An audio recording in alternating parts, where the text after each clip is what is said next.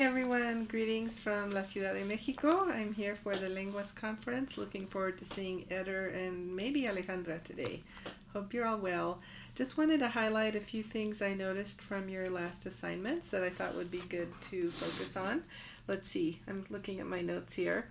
One is really important to find a quiet place to study, and I know that can be challenging if you have a family and kids, so be creative, even if it means, like I think I mentioned to one of you, locking yourself in the bathroom for 15 minutes. Find a quiet place to study so that you can focus and concentrate. So that's one.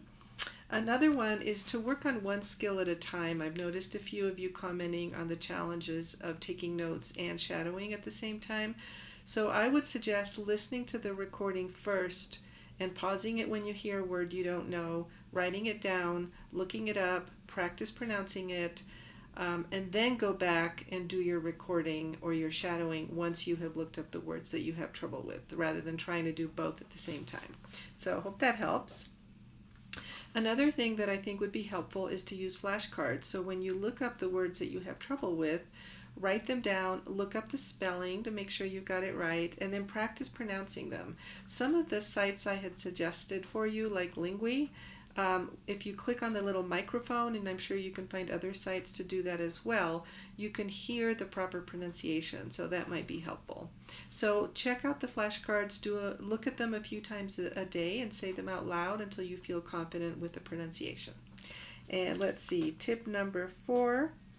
All of you are noticing improvement, so that's really great, and I'm sure you'll notice even more as you keep on going.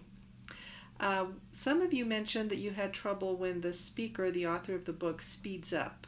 And I know that can be challenging, but that's actually what happens in real life. We tend to speed up when we get excited and we talk really fast like this, and other times we slow down. So as an interpreter, you're going to have to interpret for people who change their speed depending on their emotional state or how excited they are about what they're saying or their confidence in what they're saying. So that is part of being able to interpret, is getting used to different speeds. So just consider it part of the learning process.